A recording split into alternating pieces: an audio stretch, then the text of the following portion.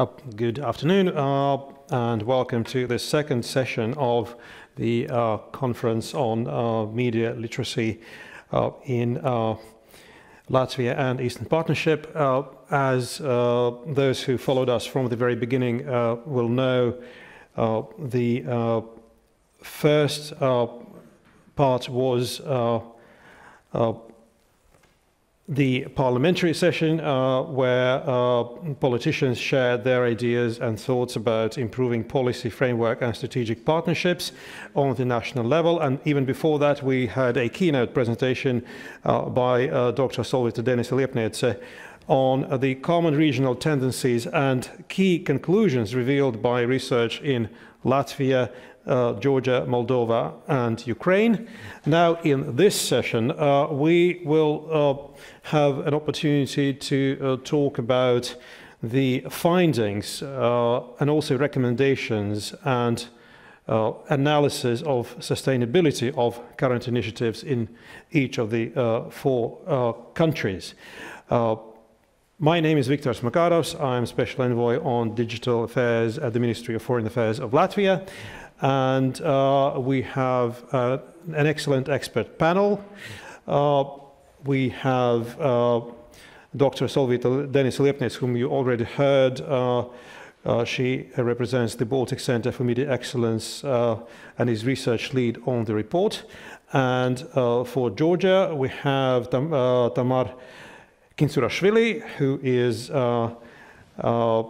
also a co-author of the report, the country author. Also for Ukraine, Diana Dutsik, and for Moldova, Angela Vacaru. I hope everyone is online. And just before we start, I would like to remind that we have slightly less than an hour for this session. I would ask the speakers to speak for about 5 to 7 minutes maximum, and then we can engage in questions and comments. Afterwards, we'll have time for Q&As, and we will take in questions from the audience. And the last practical point, there is interpretation available in English, Latvian and Russian. Those of you who follow this event on Zoom will see the possibilities there to choose the language that you prefer. And after that session, we will have the opportunity to hear concluding remarks from Arvel Sašerādens, who is chair of the Education, Culture and Science Committee of the Latvian Parliament. But that's in about 55 minutes. At the moment, I would like to start the discussion, and I would like to give the floor to Solvita, who will present the Latvian perspective on media literacy. So findings, recommendations, and how sustainable are the current initiatives and policies. Please, Solvita, the floor is yours. Thank you, Mr. Makarov. And it is my pleasure to share some main findings. We agreed to make it as short as possible. And I think that I will start with positive evaluation. So the first part was, mainly about problems, vulnerabilities, threats. Let me be proud of my country. So the experts shared also very positive reflections on what is going on in Latvia, especially internationally. And different stakeholders from Latvia have become significant international actors in the area, taking leading positions in setting the scope and not only following others. And some prime examples are at the regional Baltic level, of course, Rebaltica, the Center for Investigative Journalism, the Baltic Centre for Media Excellence. At the European level, the activities of Latvian members of European Parliament are also significant, including participation in EU Stratcom East Task Force. And within NATO, the NATO Center for Strategic Communication also was mentioned many times by the interviewed experts, and also some personalities. So I think this is a great example that on the level of individuals, we can have this DNA, and we can bring this DNA to local organization and international organizations. But what is still missing? So I will quote the National Plan for Development. Media literacy and critical thinking are Latvia's best defense against hybrid threat. But we still do not have it focusedly on the level of formal education. At least it was emphasized by the experts, interviewed experts.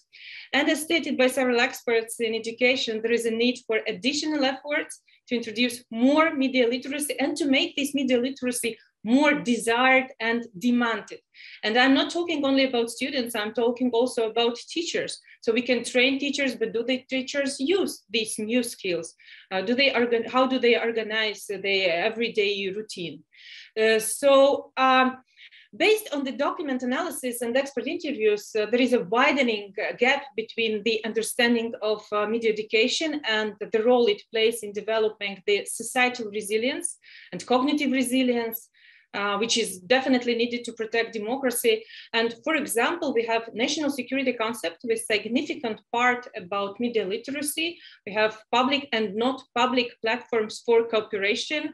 But what I heard from media literacy stakeholders, there is a room for significant improvement, especially on sharing data.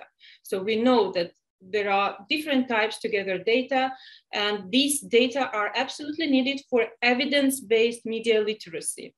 And talking about Latvia, what we see, so media literacy goes beyond media culture and education, and we already see these steps and elements of holistic approach, but what we need more coordination, and it will be excellent.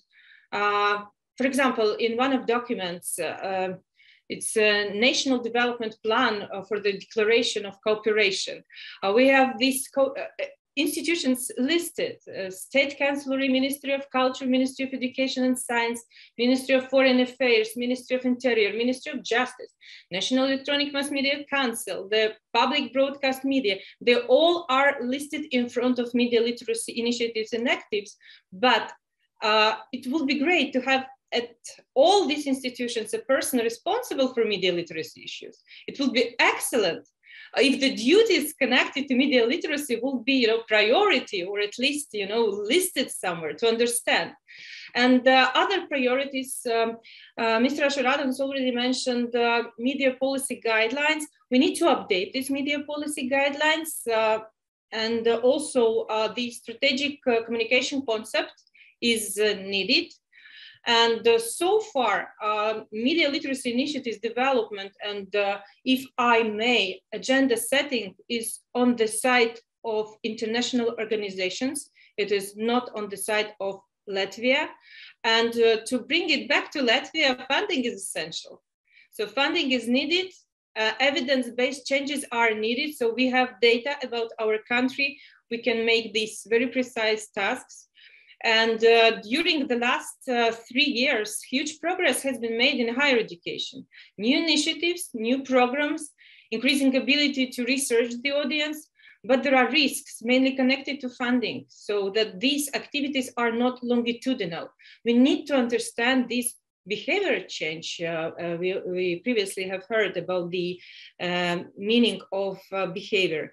And I also would like to mention that we see some element that also human-centric approach is being implemented in Latvia, which is extremely important. So it is not just general data and activities are for general, like public campaign, and it's it. We have very small targeted audience and project for very small audiences. And I think that this definitely is a very good beginning for these main changes. Victor? Thank you, Solvita. Very interesting points indeed. Now,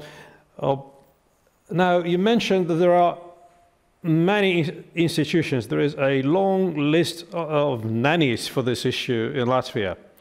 Should there be one institution that should be, well, taking the lead and saying, we are in the end of the day, we are the one institution responsible, or is it okay?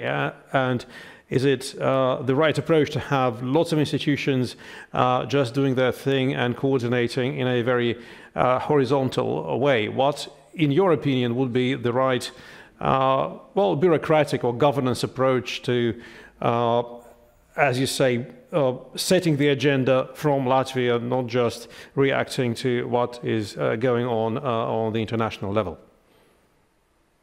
It's an excellent question, as always, from you.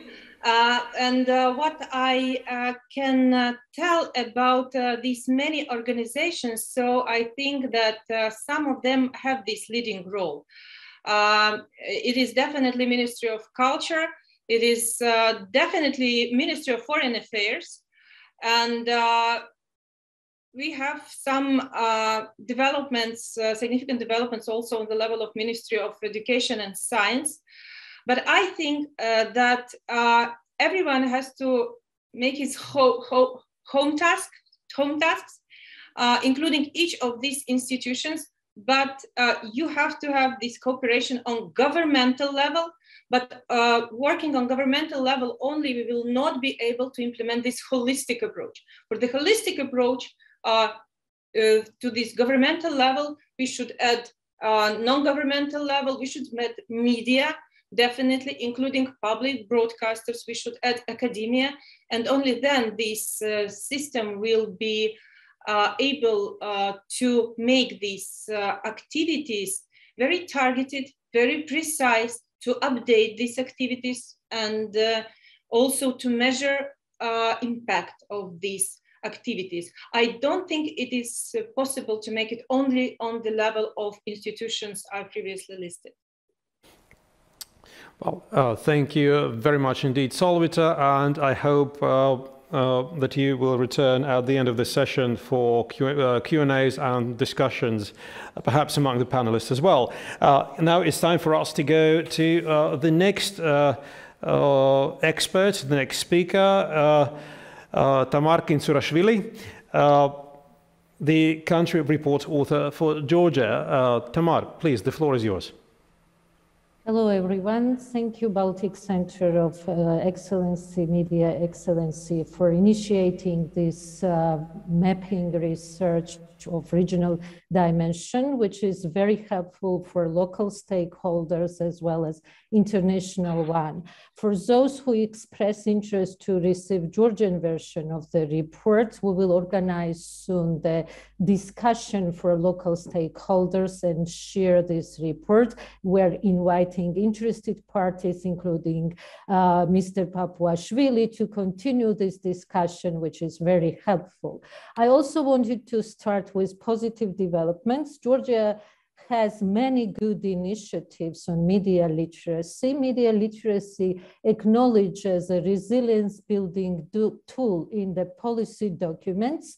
And there are different very experienced NGOs working with local communities as well as are integrated into international platforms. We're working with Deutsche Welle Academy, global network of media and information literacy experts. Academia developed many programs integrating the fact-checking and resilience building skills in their programs, not only for journalists, but for others as well. But the challenge is when you have many good ingredients, how to make the good, delicious dish with joint efforts. This is always challenge, especially in case of Georgia, because we have some disagreement on strategic approaches towards the media literacy. I fully agree, Ms. with Mr. Papashvili that in new media ecosystem, it's very difficult to find the truth. And for democracy, we need informed citizens and we need trustful media outlets. So approach of civil society organizations, according to our study, is that it's better to focus when we're talking about the media literacy activities, focus on preparing media consumers how to change their behaviors, how to digest information wisely and filter harmful information rather than changing legislation, which might be actually problematic in transitional democracy because Georgia is not the EU member yet, and we have some challenges when it concerns judiciary because when we talk about the hate speech regulation, and I agree the German model or European model restricts hate speech, but in European judicial tradition, the aim of legislation is to protect minority from dictatorship of majority rather than vice versa. And when we have hate crimes, and we recently saw how far-right groups backed by Alexander Dugin and Russia beaten 53 journalists, and organizers are not published, and they are creating the political party to change Georgian foreign orientation. This is more problematic issue, whether the poor journalistic reporting, which is also the challenge, and Georgian media landscape also is very polarized, and the media outlets are affiliated with different political parties, but as the result and different studies show, the ruling party spends more funds in media rather than opposition and more resources. And the challenge is that Georgian media is not self-sufficient, but only competing political interests are ensuring plurality on Georgian media market. So one problem with the coordination, there is a challenge of coordination of state and non-state actors on media literacy issues. And the problem is that the regulator partly covers the journalistic the issues related to media content regulation, which is, according to our legislation, the part of media self-regulation. Of course, we need to strengthen media self-regulation, including in broadcast media, but we should differentiate this from media literacy activities. And there is a need, and one of our recommendation, according to this study, is to create a cooperation format among government and non-government actors that would ensure elimination of mistrust and political neutrality and enhance overall cooperation between stakeholders. Another challenge in Georgian context is the lack of comprehensive study on media consumption habits, because the donors developed different projects, that there is no research-based approach and needs assessment approach. Now our regulator is planning to conduct such study, and it will be very useful for all stakeholders. Georgia is a diverse country. We have big minorities densely populated in Samtskhe-Javakheti region and Kemo-Kartli region, and they are most vulnerable to information threats coming from hostile country. During pandemic, there was a challenge to inform Kemo-Kartli Azerbaijani-speaking minorities about regulation existing in country related to COVID-19. This is more problematic, I would say, and information operation coming from hostile country rather than poor journalistic reporting, since we have some institutional mechanism, and it would be better to discuss this problematic coverage issues in media self-regulation rather than campaign against the media as an institution, because it looks like the attempt to discredit media as a whole. And this information disorder is in benefit of the hostile country rather than for security challenges Georgia is facing right now. Besides weaponization of information, we have military presence of Russia, and they are using different methods to undermine trust in traditional media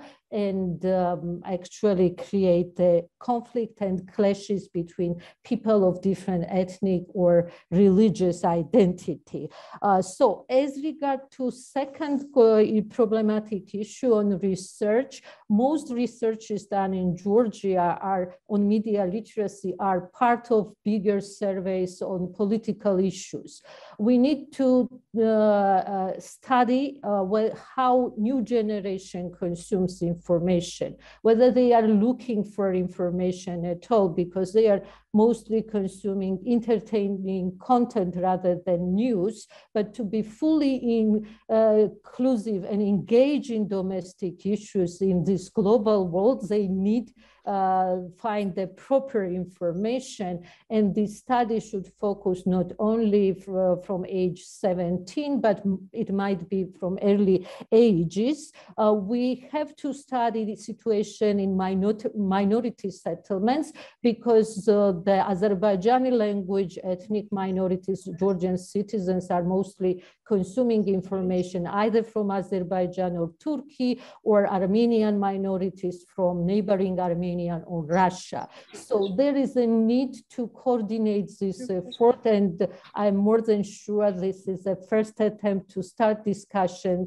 on these topics, and we continue this discussion locally, and we are inviting all interested parties to be part of this bigger local national discussion on resilience building, which is security important for making Georgia more strong to hostile interference. Thank you. Oh, thank you, Tamar. I have one additional question to you, or for you, before we go to the next speaker. And that question is about the timeline. You mentioned some very serious and very acute challenges. You mentioned that what you are facing, as many other countries indeed, persistent attempts and disinformation operations that basically undermine Georgia and destabilize or seek to undermine and destabilize Georgia's society. Now, media literacy, at least to me, looks like a project to build for the long haul, something that will bear fruit maybe in 5, 10, 15 years. The more you do, the more it is effective. How do you reconcile these different timelines? Because the threats you mentioned, you need to respond to them now. How much can media literacy do to address these challenges here and now? Yeah, it's a very difficult question, actually. But we apply the different approaches. We partner with Facebook on fact-checking, which is rapid response mechanism, but it's individual for our organization. But government can do it much better, cooperate with NGOs and respond on these challenges. There is long-term approach, and we are mostly working with youngsters because they can amplify this knowledge. And we provide internship at our fact-checking platform. Nobody likes when you are pointing out that this is false and this is true. We're not imposing within our programs what is true or false, but we are equipping young people with necessary skills how to differentiate the quality media product from fabricated one. I agree, but actually, if you are not planning and changing educational system, you can't achieve results in long term. But what we are missing right now, it's more rapid response mechanism and developing counter narratives to address the challenges. And it's combined. It's not about media literacy, about digital literacy, because we have the cyber attack on Lugar Lab, which is targeted by the Russian political elite and personally by Putin, leaking some documents from this lab during pandemic, including. In Georgian case, difficulty is with identifying the challenges, because Russian propaganda is not always visible. Russia uses a region-tailored approach.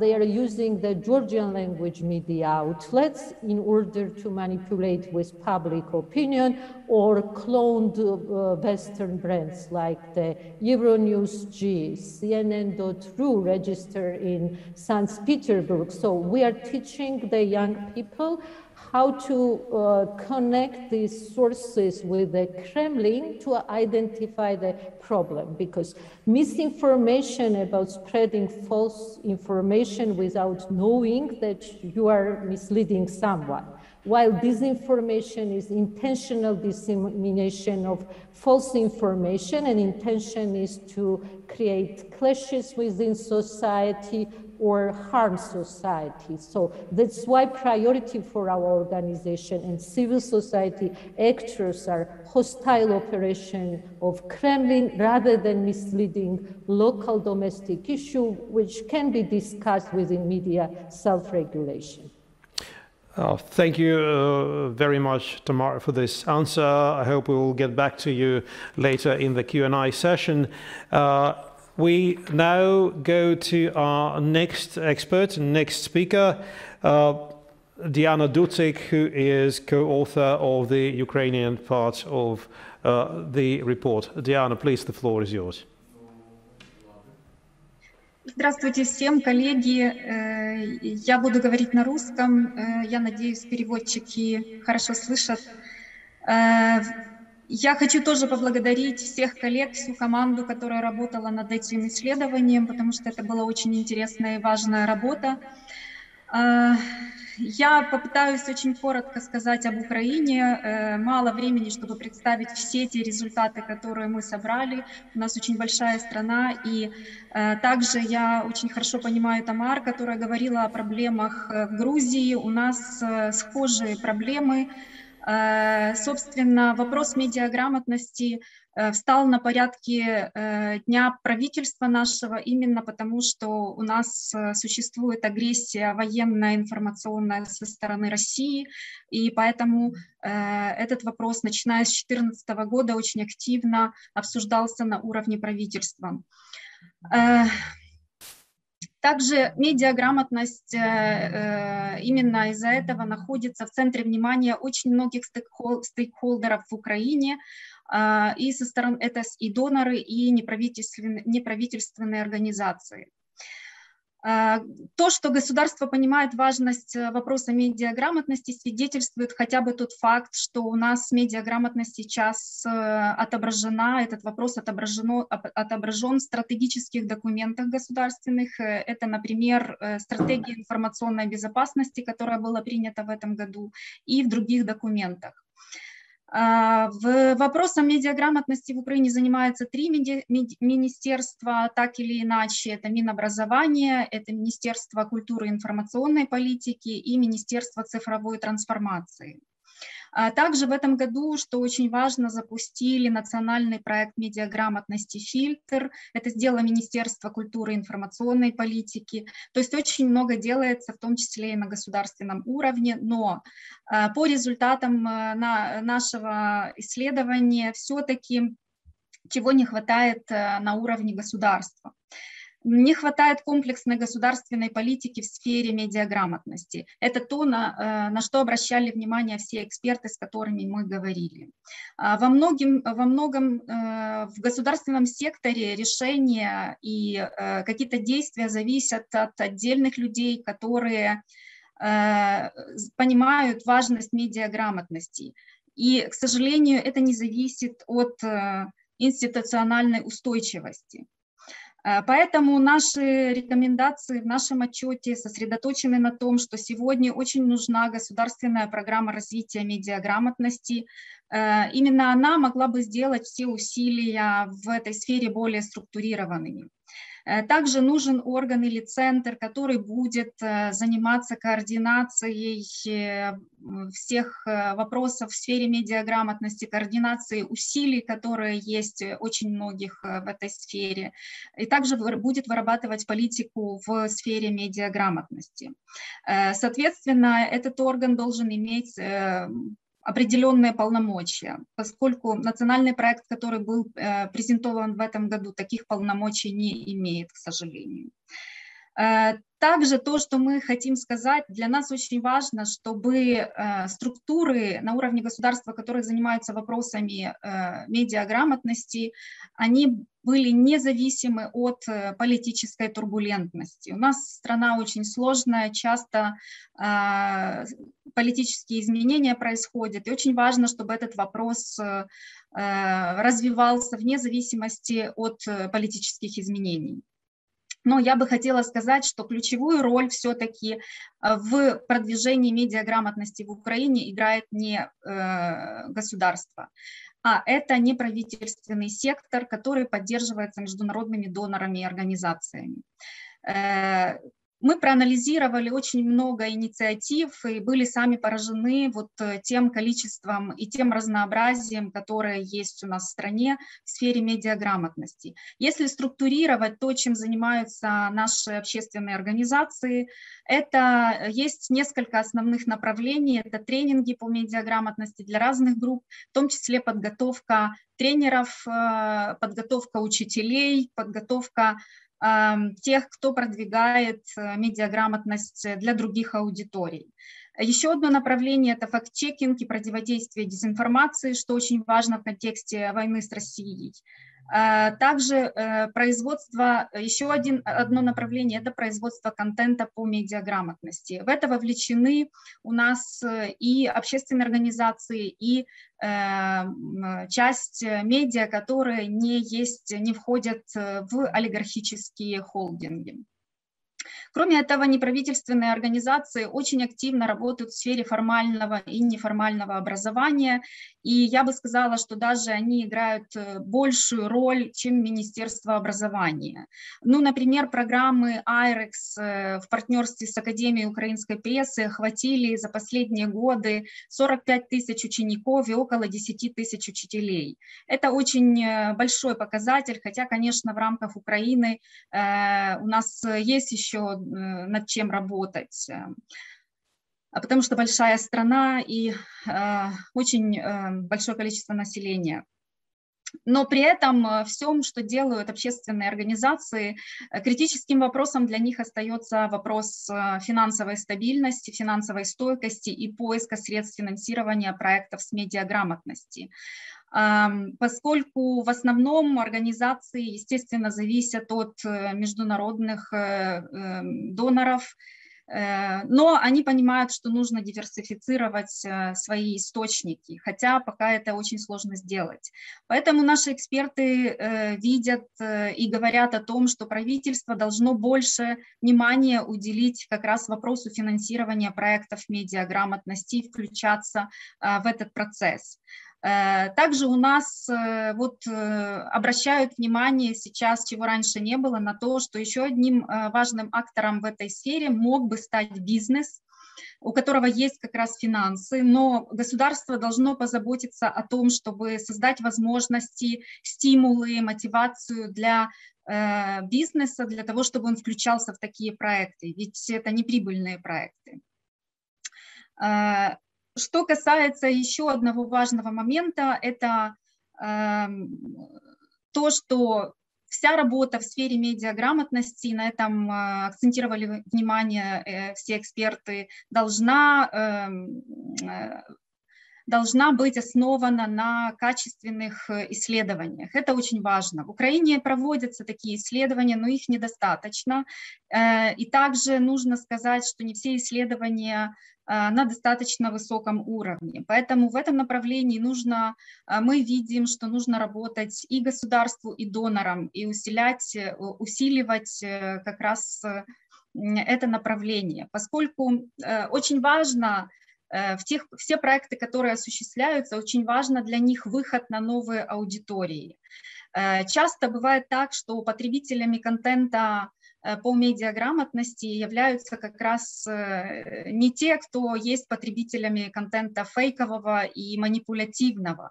И вот вопрос, как дойти до этих аудиторий, он очень актуален для всех, и тут мы видим как раз, что нужно проводить дополнительные исследования. И еще один момент, это, конечно же, вот много говорили об образовании, хотя у нас в этом направлении много всего делается, но тем не менее нам кажется, что очень важно, чтобы государство все-таки выработало какой-то общий подход к тому, чтобы была система постоянная, беспрерывная система образования, как формального, так и неформального. Это очень важно. И несколько общих рекомендаций – это, конечно же, консолидация усилий разных стейкхолдеров. Как я уже сказала, это необходима программа «Государственное развитие медиаграмотности» и наличие государственного центра, который будет координировать работу всех стейкхолдеров в этой сфере, не только на государственном уровне, но и межсекторальную. Спасибо большое. Спасибо большое, Diana. I have an additional question for you. A very interesting presentation, and very interesting to hear about the fact that there is a lot of interest, a lot of coordination.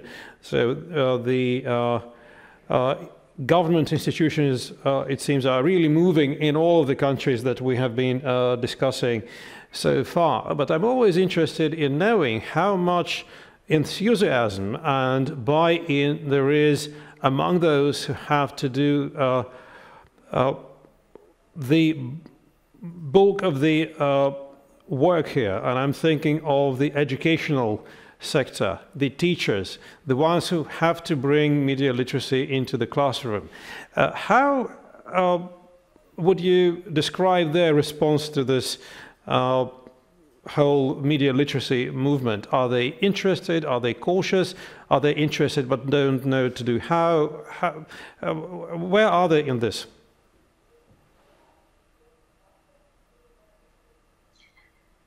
Об этом очень много можно говорить. В Украине еще в 2011 году был начат всеукраинский эксперимент по внедрению медиаграмотности в систему образования, школьную именно. Но очень интересно, что, как я уже сказала, основными движущими такими силами в этом являются общественный сектор. И вот очень много в этом направлении работает Айрекс и Академия украинской прессы. Министерство образования, спасибо, они не мешают в этом процессе, но, к сожалению, они не осуществляют координацию этой работы. И, собственно, в отчете мы говорим о том, что в министерстве также должен быть либо отдельный департамент, либо хотя бы определенный человек, который будет заниматься координацией этой работы. Поскольку там есть очень хорошие представители министерства, которые, как бы болеют, да, за этот вопрос, но все-таки нужно это институциализировать, то есть должны быть определенные полномочия у представителей министерства, которые будут координировать этот вопрос. Это очень важно. Я не знаю, ответила ли я полностью на ваш вопрос? Ну, это если мы говорим о уровне государства. А на уровне негосударства учителя у нас очень активные, у нас очень много происходит разных активностей, которые касаются развития медиаграмотности в школах, и это и в Киеве, и на уровне регионов, очень много разных мероприятий, и медиаграмотность интегрируется в разные предметы: история, искусство, украинская литература, язык. Ну и также некоторые школы внедряют факультативы по медиаграмотности. Спасибо, Диана. Вы ответили на вопрос, хотя, очевидно, об этом можно говорить гораздо больше и более подробно. Надеюсь, что вы вернетесь к нам еще на сессию вопросов и ответов. I would like now to turn to our next speaker, the Moldovan expert on the research team, Angela Vaccaro. Are you with us? I can see yes. Angela, please, the floor is yours.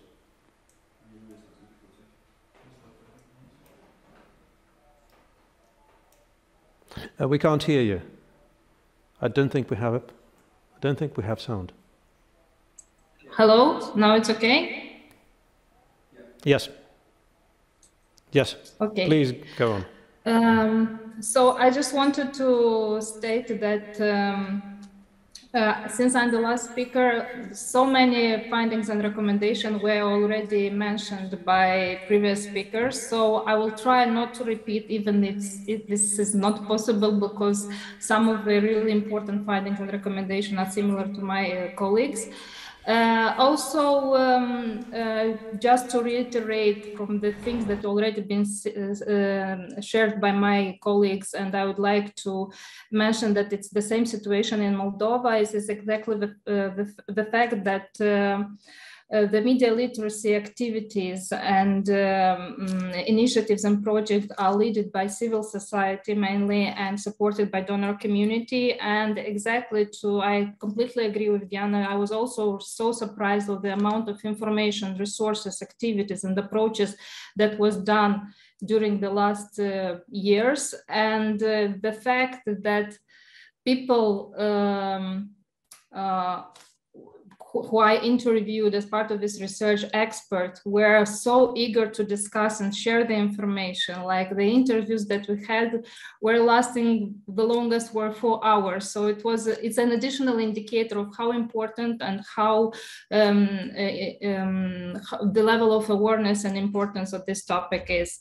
And I would also like to mention that financial dependence, yes, it's led by CSOs and supported by donor community, but this dependence is also a weakness or a threat if this support will disappear. Also, because I anticipated being the last speaker, that maybe I should focus on issues that are a little bit more distinctive for Moldovan context. And in this regard, I would like to start with presenting a little bit different approach. Are you seeing my, yes, it's moving. I would like to focus firstly on media literacy and critical thinking for formal education system, because from all the countries that participated in this research, in Moldova, the distinctive thing regarding Moldova is the fact that we have a media education optional course that was officially introduced in the Moldovan school curriculum starting with 2017. And now this course is available at all 3 levels of school education. And it was mentioned as one of the main achievements regarding to media literacy area. And it was possible due to a partnership between the Independent Journalist Center and the Ministry of Education and Research. But of course, with tremendous involvement of media and education experts and the financial support of a consortium of donors for all these years. Also, overall, in the period of starting from 2017 until now, almost 12,000 students attended this optional subject.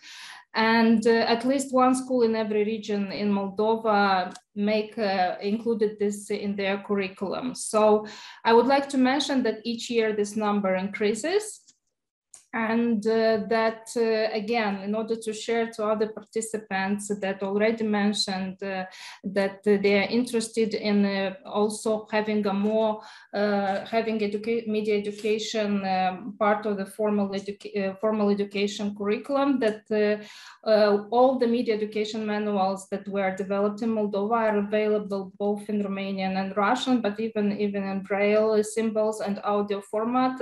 So in the research, there will be data where this information can be found. So please feel free to use this experience of Moldova and follow up on this.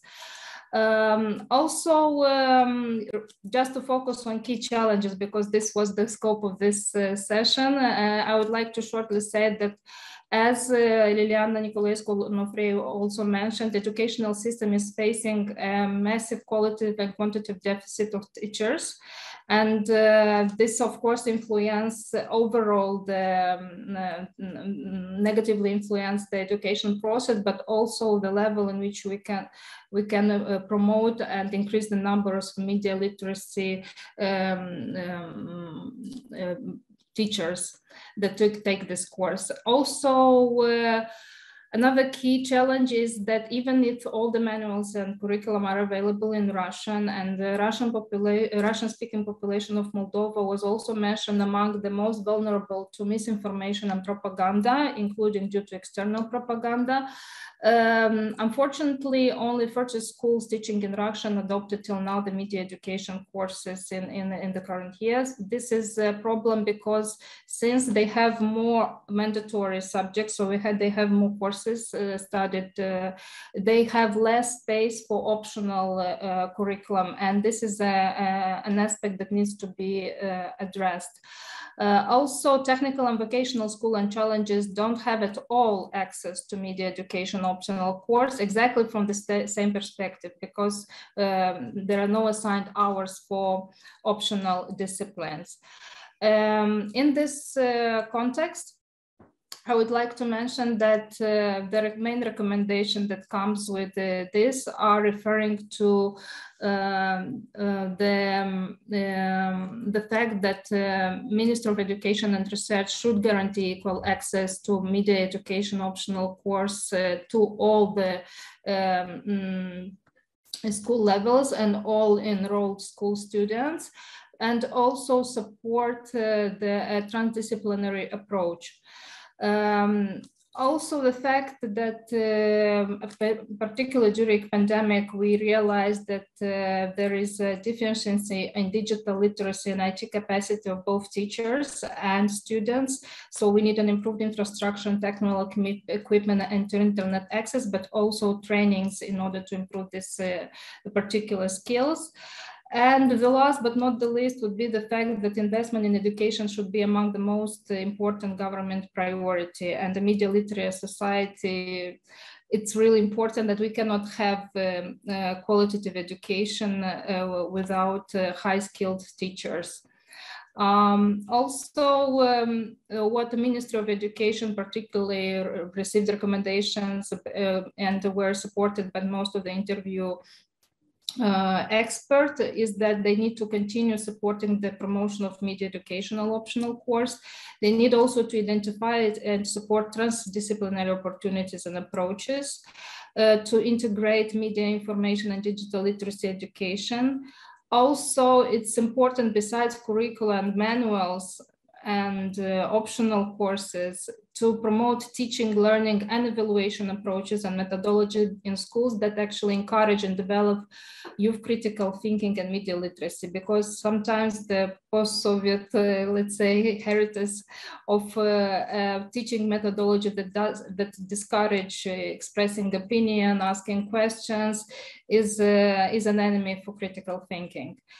So improving the soft skills and critical thinking abilities should be focusing not only on students, but also on teachers, because they also require an improvement of these particular abilities.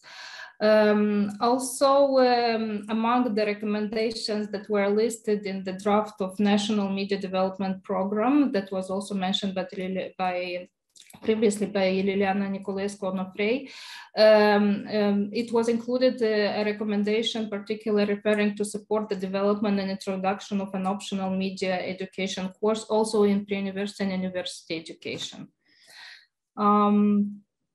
The second kind of big area of challenges and recommendation that I would like to focus on is, of course, coordination and national strategic approach when we talk about media literacy initiative. And here, as you can see in the slides, I would like to say that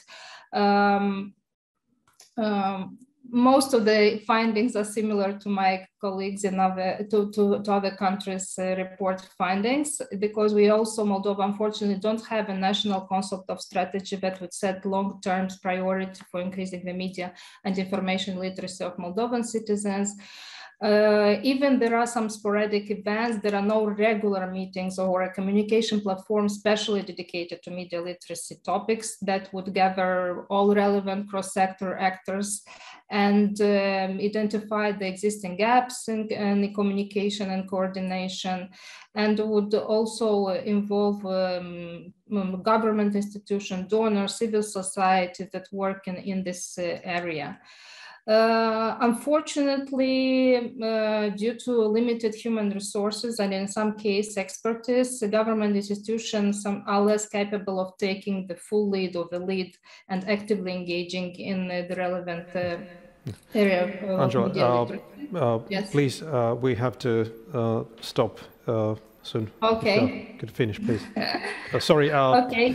Just to finalize, the last, just to go through the recommendation. So we have similar recommendation of, but I would like to say maybe not creating particular national media literacy concept from the scratch, but another opportunity would be to integrate it in an already existing national level document, and the same is regarding to creating a functional coordination and implementation mechanism. Again, the same recommendation to have regional level media evaluation initiatives, other more focused recommendation that refer to, for example, to the improvement and proactive attitude to involvement in media literacy from the public media sector and Broadcasting Council and other national information security and defense related structures. Thank you, thank you very much, Angela. Unfortunately, we have to move towards conclusion, and what I would like to do in the very end, I would like to ask one question to all of you four experts on the panel, and we will go in the same order we started, but please just exactly 1 minute and no more to answer. My question is this. We have talked a lot about the role of the national government in advancing media literacy in your countries. Now, the big player in the room, of course, is the European Union. And I know out of the four, one is a member state, and the other three countries have DCFTA agreements and dialogue, and part of the dialogue among the EU and Eastern Partnership. Now, my question is this.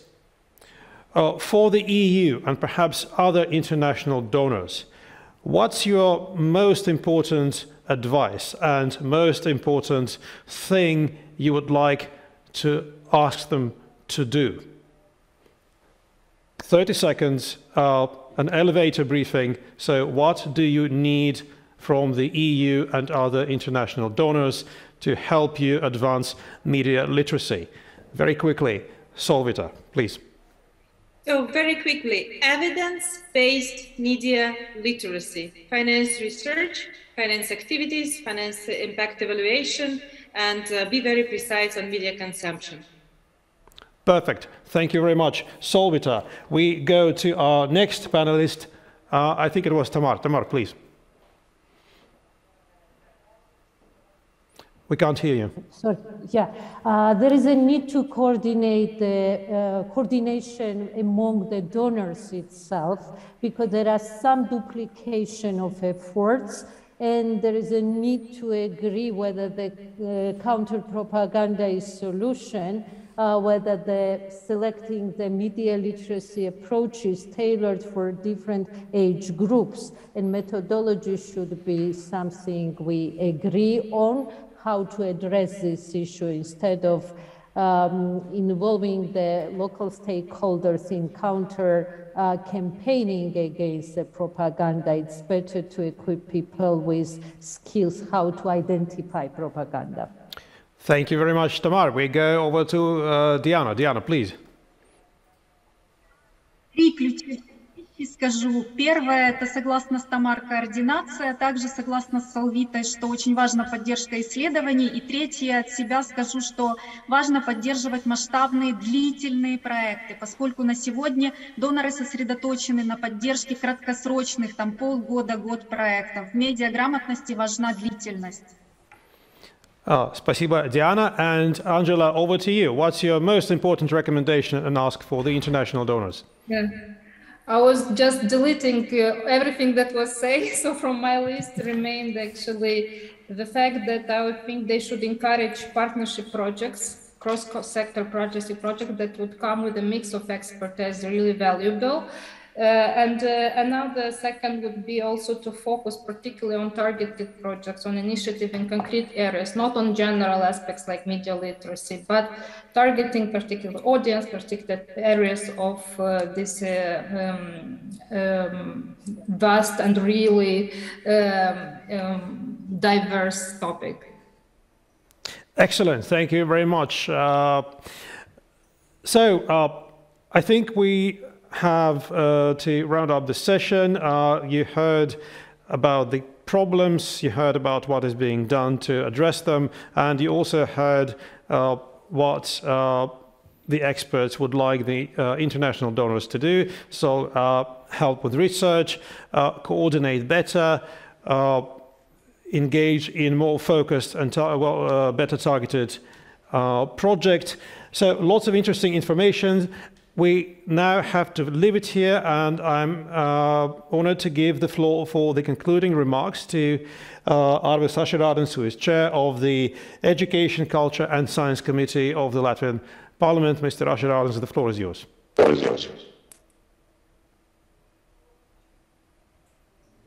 We can't hear you. There is no sound still. Sorry, it's better now? Now it's much better. Yes, thank you, Mr. Makarov, for the opportunity to speak again and making some concluding remarks. And first of all, I would like to thank from the side of National Latvian Parliament for all speakers and for all speakers' input in today's conference.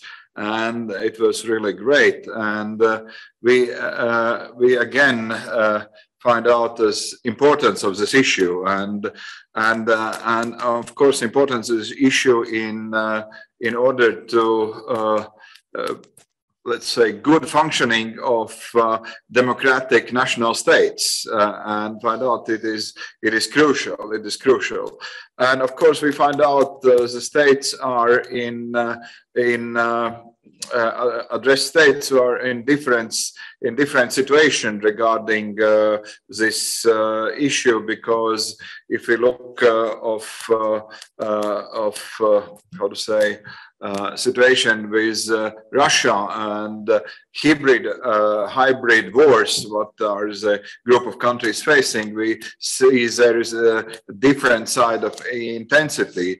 And what was mentioned from Ukrainian speakers, that's urged mostly, that said there's a really constant pressure on the country and society. And of course, in some different levels, other countries face the same situation.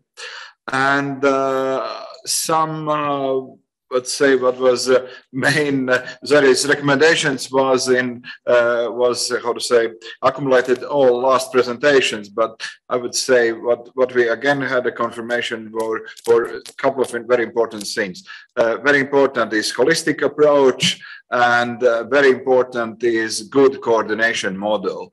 And third, of course, is important if we can use international society or international organization support for how to say developing this issue further, and it is support for education system, support for media systems, and of course very important is exchange of experience, because it's not one single country problem, that is global and local and regional problem, and an efficiency of tackling this issue, of course, will result in sustainability of the countries and resistance of these countries. Well, again, thank you very much. And finally, it's December, and I would like to wish from my side Merry Christmas for all of you, and Happy New Year. And I hope to see you soon in face, not in digital format. And I hope there will be some events made, how to say, in presence. And I would be very happy from side of Latvian Parliament to host you here in Riga. And yeah, again, all luck to you. Thank you.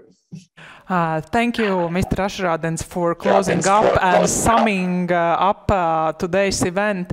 I will just add that I was really happy to hear a very strong commitment from decision makers as well as experts to work on profound and complete media literacy initiatives in all countries we were discussing today. Of course, there are a lot of issues, threats and challenges we are facing, but let's keep this spirit we had today. And I just remind that next week we will distribute the research we were discussing today, and I do also hope that next time we will meet either Riga, Kiev, Tbilisi or Chisinau.